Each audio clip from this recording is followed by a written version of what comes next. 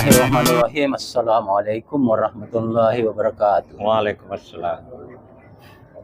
Alhamdulillah, puji syukur kita panjatkan dari Allah Subhanahu wa taala. Kita kembali di kajian Al-Qur'an.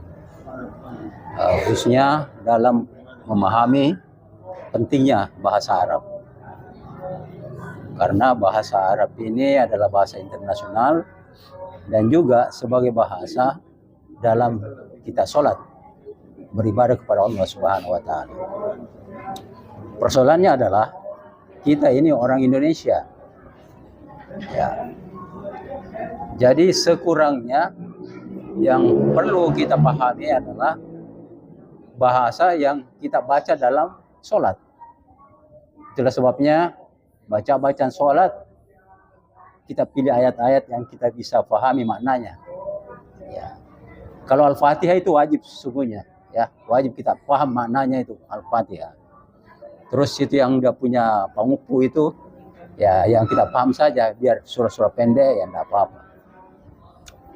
Nah, memang penting untuk memahami makna dari Al-Fatihah itu, karena inti persoalan dari kehidupan ini ada di Al-Fatihah itu, baik hubungan dengan alam, hubungan sesama manusia, dan hubungan kepada Allah Subhanahu wa taala. Semua ada di situ. Dan itu merupakan inti daripada Al-Qur'an. Ya, jadi inti daripada Al-Qur'an itu Al-Fatihah. Saya ingin berbagi bagaimana bacaan Al-Fatihah ini bisa menggiring kita untuk bisa lebih khusyuk dalam sholat. Ya. Sesungguhnya Al-Fatihah itu merupakan ayat-ayat yang sambung menyambung dari ayat 1 sampai ayat ke-7. Ya, kan 7 ayat itu Al-Fatihah. Dan apabila kita mampu mengaitkan dari ayat 1 ke ayat 2, ayat 2 ke ayat 3, 3 ke 4, 5 ke 6, 6 ke 7, maka pikiran kita akan bisa konsentrasi, bisa lebih khusyuk. Ya. Karena setan itu senantiasa menghalang-halangi kita untuk bisa khusyuk. Nah, salah satu caranya adalah bagaimana Al-Fatihah ini bisa kita pahami maknanya secara berkelanjutan. Dan memang ayat 1 sampai 7 itu berkelanjutan, berhubungan satu sama lain. Ya. Pernah saya bikin dulu dengan Pak Nur ini tentang Al-Fatihah ini sebagai satu ayat, satu surah yang sambung menyambung dari ayat 1 sampai 7. Jadi saya mau jelaskan begini, sebagai salah bentuk berbagi ya. Dan mungkin setiap kita mempunyai metodologi bagaimana kita bisa khusyuk sholat. Nah, kalau saya itu yang saya pakai supaya bisa lebih khusyuk, saya harus bisa menyambung dari satu ayat ke ayat lain dalam Al-Fatihah itu. Kita mulai dengan Bismillahirrahmanirrahim. Semua kita paham artinya, mananya. Dengan nama Allah, Tuhan pengasih penyayang. Terus kemudian Alhamdulillahirabbil alamin. Jadi kita sudah digiring itu ya. Alhamdulillahirabbil alamin. Segala puji bagi Allah, Tuhan sekalian alam, yang menguasai alam ini. Ya. Lalu untuk menuju ke berikutnya, Alhamdulillahirabbil alamin Ar-Rahmanirrahim.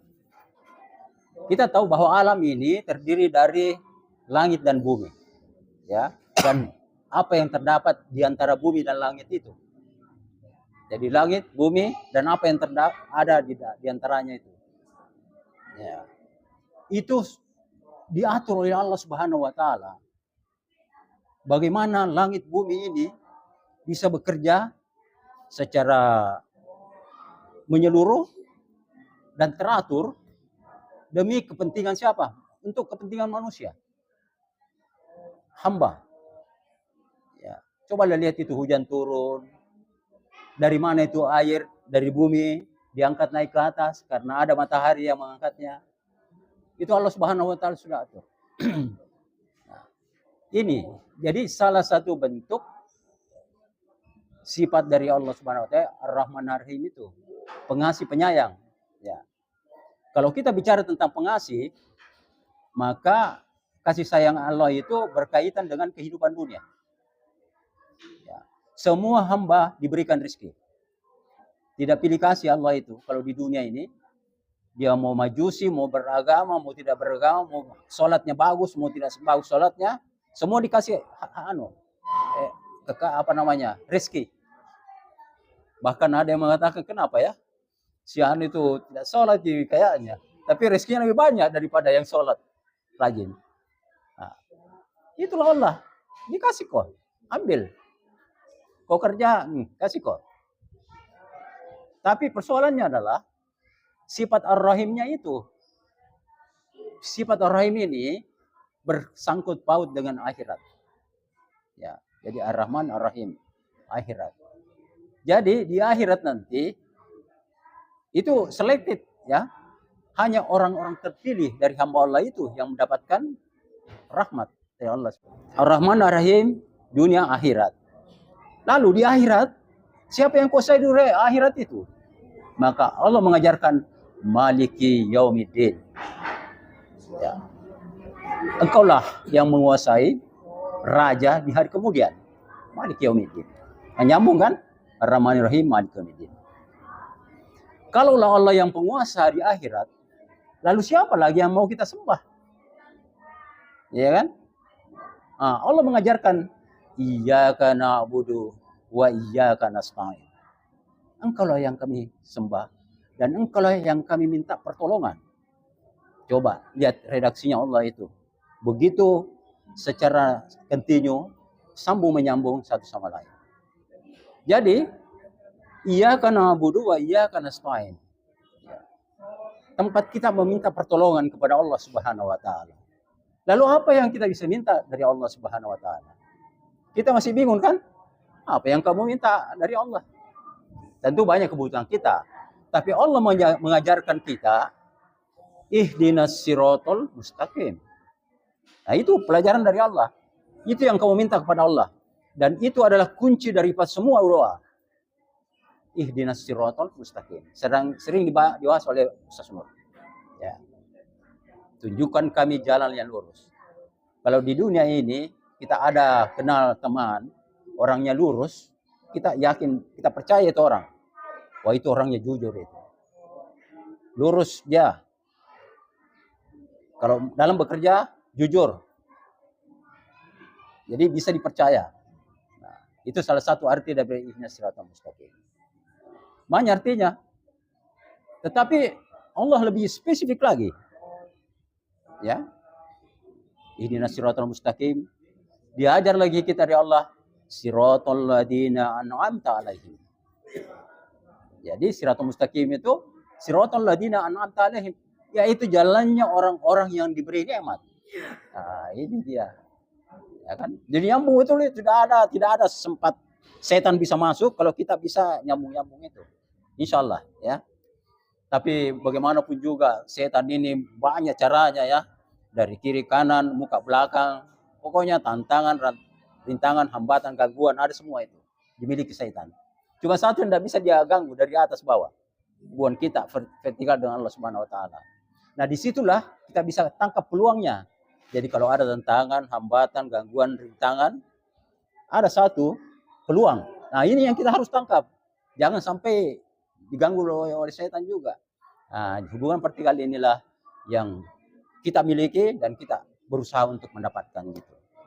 Nah, jadi nyambung itu siratal ladzina an'amta alaihim, yaitu jalannya orang-orang yang beri nikmat. Kita saja di dunia ini kalau kita nikmat benar ya. Kondisi kita lagi senang, happy, kita ada hidangan enak-enak, nikmat kita makan. Dari mana itu? Dari Allah Subhanahu wa taala. Kenapa? Karena walaupun hidangan itu mungkin termasuk mewah, tetapi kalau Allah tidak menghendaki untuk suatu kenikmatan, kita tidak bisa mendapatkan. Tenggorokan saya kata ini diganggu, tidak nikmat itu makanan. Kalau tenggorokan ini terganggu, ya, itu secara di luar dari kita makanan enak, luxury, ya, mewah. Tetapi boleh jadi ada orang tidak nikmat dia makan itu. Ya. Jadi kenikmatan ini sesungguhnya adalah rahmat Allah Subhanahu wa taala. Nah, jadi kita memiliki, Allah sudah mengajarkan itu. Siratal ladzina an'amta 'alaihim ghairil maghdubi. Nah, ini kosong baliknya. Bukanlah jalannya orang-orang yang engkau murkai. Ghairil maghdubi 'alaihim waladdallin. Dan bukan pula jalannya orang-orang yang sesat. Nah, jadi ada 4 jalan itu di Al-Fatihah. Jalan lurus, jalan orang yang beri nikmat, jalannya orang yang dimurkai, dan jalannya orang yang sesat. Jadi 2 yang kita minta ini, jalan lurus dan jalan yang diberi nikmat. Nah itu pasangannya. Kalau yang dibenci oleh Allah 2 ini, orang dimurkai dan orang sesat. Ini jangan sampai kita ke sini. Nah, ini ayat yang sambung menyambung satu sama lain, dan kita mengatakan terakhir, amin, terimalah ya Allah. Ini sebenarnya sesungguhnya itu Al-Fatihah ini ada pernyataan di situ tentang kebesaran Allah. Ada doa, ya ada macam-macam isinya. Yang pasti Ustaz mengatakan Al-Fatihah itu adalah inti daripada Al-Quran.